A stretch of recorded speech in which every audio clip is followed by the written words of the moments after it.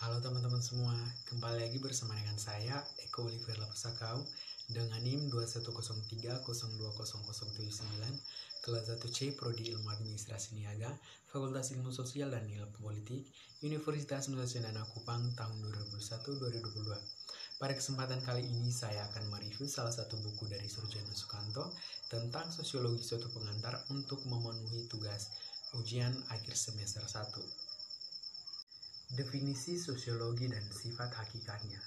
Peter Imsrokin mengatakan bahwa sosiologi adalah suatu ilmu yang mempelajari hubungan dan pengaruh timbal balik antara aneka macam gejala sosial, gejala non-sosial, dan ciri umum semua jenis gejala sosial. Roche dan Warren mengemukakan bahwa sosiologi adalah ilmu yang mempelajari hubungan antara manusia dalam kelompok-kelompok. William F. Auburn dan Meyer and Nickmoff berpendapat bahwa sosiologi adalah penelitian secara ilmiah terhadap interaksi sosial dan hasilnya yaitu organisasi sosial. Sifat-sifat hakikatnya adalah sebagai berikut. Yang pertama, sosiologi merupakan suatu ilmu sosial dan bukan merupakan ilmu pengetahuan alam ataupun ilmu pengetahuan kerohanian. Yang kedua, sosiologi bukan merupakan disiplin yang normatif tetapi merupakan suatu disiplinnya kategoris. Sosiologi merupakan ilmu pengetahuan yang murni dan bukan merupakan ilmu pengetahuan terapan atau terpakai. Sosiologi merupakan ilmu pengetahuan yang abstrak. Adapun ciri-ciri utama sosiologi sebagai berikut. Yang pertama, sosiologi bersifat empiris atau kenyataan dan akal sehat. Yang kedua, sosiologi bersifat teoritis atau abstraksi dari hasil-hasil observasi. Yang ketiga, sosiologi bersifat kumulatif atas dasar teori yang sudah ada. Yang keempat, sosiologi bersifat non-etis atau menjelaskan fakta tersebut secara analitis. Manfaat ilmu-ilmu sosial dan hubungan antara ilmu sosial dengan sosiologi yaitu yang pertama, adanya suatu terminologi umum. Yang kedua, suatu teknik penelitian terhadap organisasi yang besar dan kompleks. Yang ketiga, suatu pendekatan sistematis yang meniadakan analisis fragmentaris. Yang keempat, sudut pandang yang memungkinkan analisis terhadap masalah sosiologi yang dasar. Yang kelima, penelitian yang lebih banyak tertuju pada hubungan dari bagian dengan tekanan pada proses dan kemungkinan terjadinya perubahan. Dan yang terakhir, kemungkinan mengadakan penelitian secara operatif dan objektif. Proses sosial dan interaksi sosial. Proses sosial adalah cara berhubungan yang dapat dilihat apabila para individu dan kelompok saling bertemu dan menentukan bentuk hubungan atau apa yang akan terjadi apabila ada perubahan yang menyebabkan goyahnya cara hidup yang telah ada.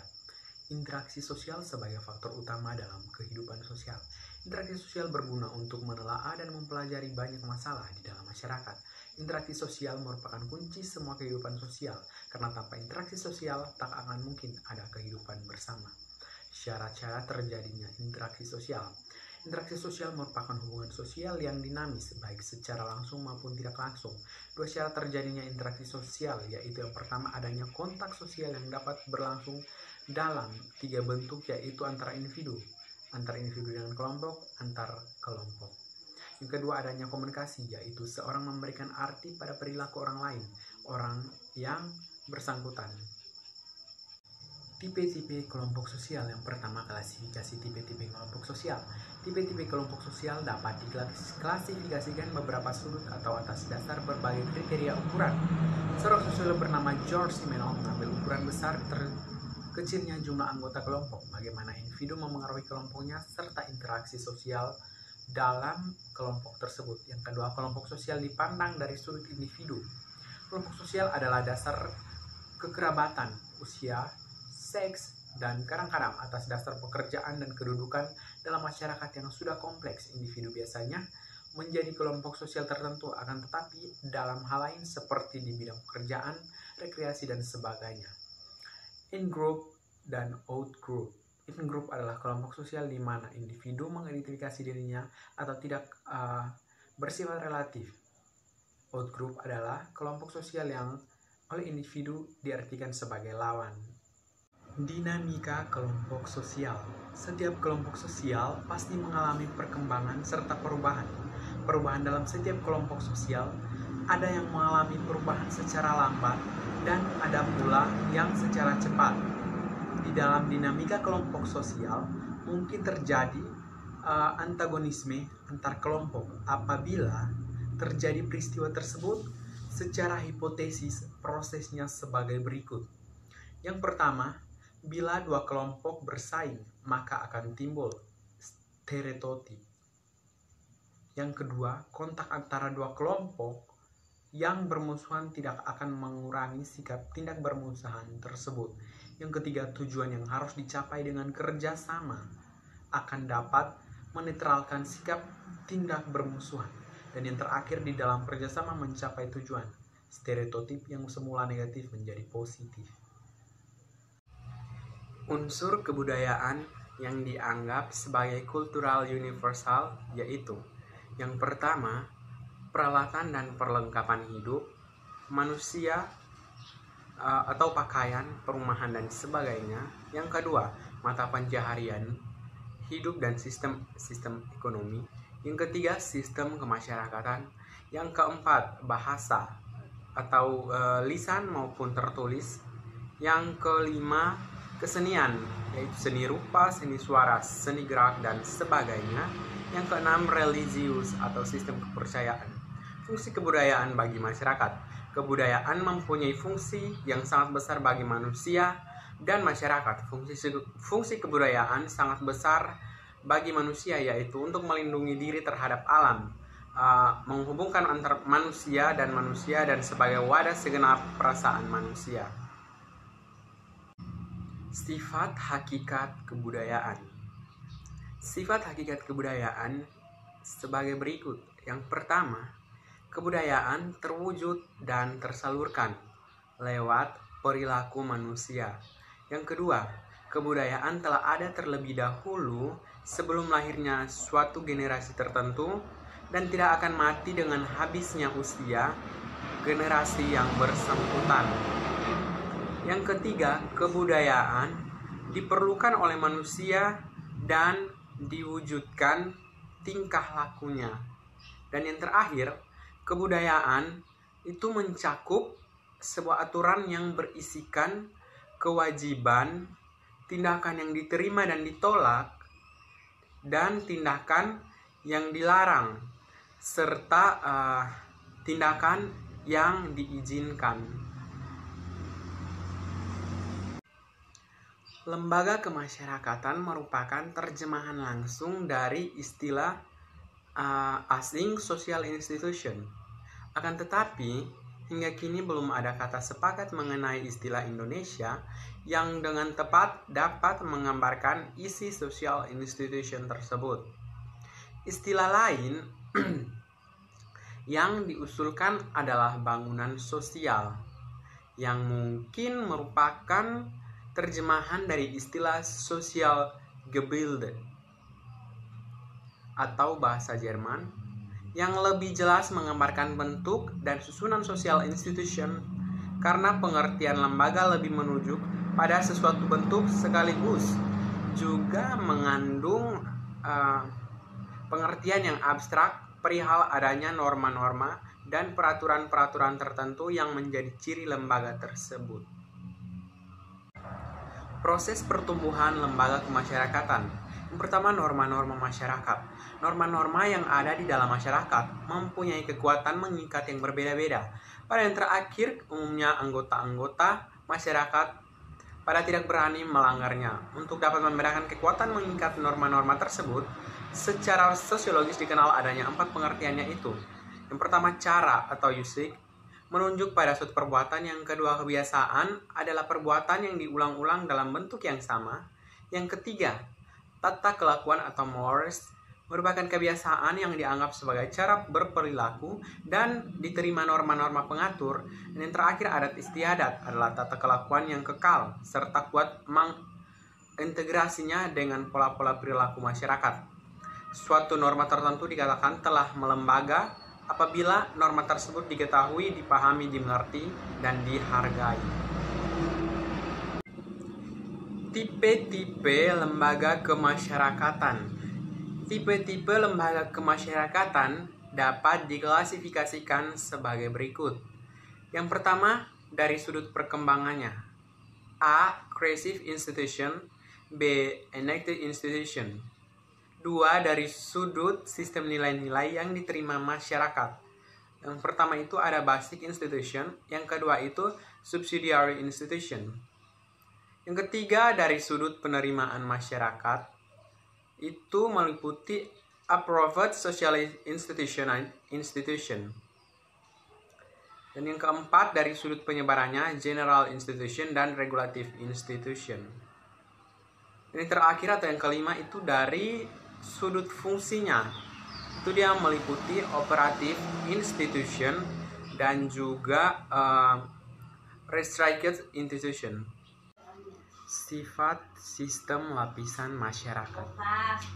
Sifat sistem lapisan masyarakat dapat bersifat tertutup, yaitu membatasi kemungkinan pindahnya seseorang dari satu lapisan ke lapisan yang lain. Dan terbuka, yaitu setiap anggota masyarakat itu mempunyai kesempatan untuk berusaha dengan kecakapan sendiri untuk naik lapisan. Pada umumnya, sistem terbuka ini dia memberi perangsang yang lebih besar kepada setiap anggota masyarakat untuk dijadikan landasan pembangun masyarakat daripada sistem yang tertutup. Cara mempertahankan kekuasaan. Yang pertama, dengan meninggalkan segenap peraturan lama, terutama dalam bidang politik yang merugikan kedudukan penguasa. Yang kedua, mengadakan sistem-sistem kepercayaan. Yang ketiga, pelaksanaan administrasi dan birokrasi yang baik. Yang keempat, mengadakan konsolidasi secara horizontal dan vertikal.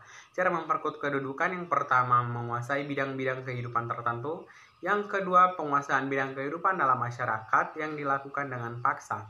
Beberapa bentuk lapisan kekuasaan, diantaranya yang pertama tipe kasta atau sistem lapisan kekuasaan dengan garis pemisah yang tegas dan kaku. Yang kedua, tipe oligarkis masih mempunyai garis pemisah yang tegas, akan tetapi dasar pembedaan kelas sosial ditentukan oleh kebudayaan masyarakat. Dan yang ketiga, tipe demokratis, yaitu menunjukkan kenyataan akan adanya garis pemisah. Faktor-faktor yang menyebabkan perubahan sosial dan kebudayaan, di antaranya yaitu yang pertama, sebab yang bersumber dalam masyarakat itu sendiri. Itu dia meliputi bertambah atau berkurangnya penduduk, penemuan-penemuan baru, pertentangan-pertentangan dalam masyarakat, dan terjadinya pemberontakan atau revolusi di dalam tubuh masyarakat itu sendiri. Yang kedua yaitu sebab-sebab yang berasal dari luar masyarakat. Itu dia meliputi yang pertama, sebab-sebab yang berasal dari lingkungan fisik yang ada di sekitar manusia. Yang kedua, peperangan dengan negara lain, dan yang terakhir itu pengaruh kebudayaan dari masyarakat lain. Perencanaan sosial. Menurut sosiologi, suatu perencanaan sosial harus didasarkan pada pengertian yang mendalam tentang bagaimana kebudayaan berkembang dari taraf yang rendah ke taraf yang modern dan kompleks, di mana dikenal industri, peradaban kota. Selain itu, harus pula ada pengertian terhadap hubungan manusia dengan alam sekitar, hubungan antara golongan dalam masyarakat, dan pengaruh-pengaruh penemuan baru terhadap masyarakat dan kebudayaan. Menurut Ogbun dan Dickmuff, persyaratan suatu perencanaan sosial yang efektif adalah yang pertama, adanya unsur modern dalam masyarakat yang mencakup suatu sistem ekonomi di mana telah dipergunakan uang, urbanisasi yang teratur.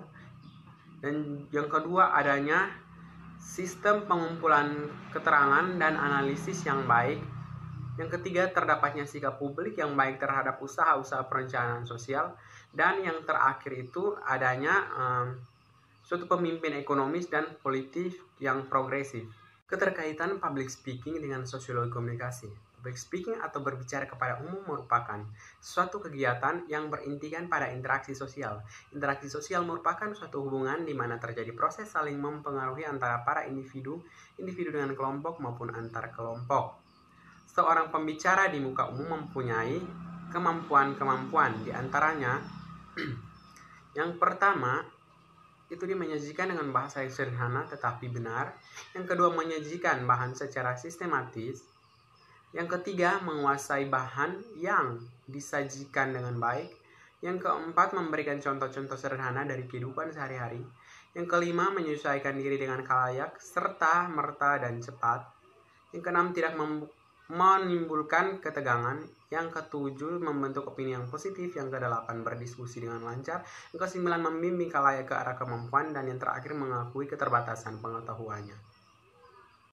Baik, demikianlah video review saya terkait dengan buku Sosiologi Suatu Pengantar dari Surjono Sukanto untuk memenuhi tugas ujian akhir semester. Semoga video review ini dapat bermanfaat bagi kita semua walaupun masih terdapat banyak kekurangan di dalamnya. Dan juga mohon maaf bila dalam pembuatan video ini ada kata-kata maupun tindakan yang kurang berkenan di hati teman-teman semua. Sekian dari saya, terima kasih.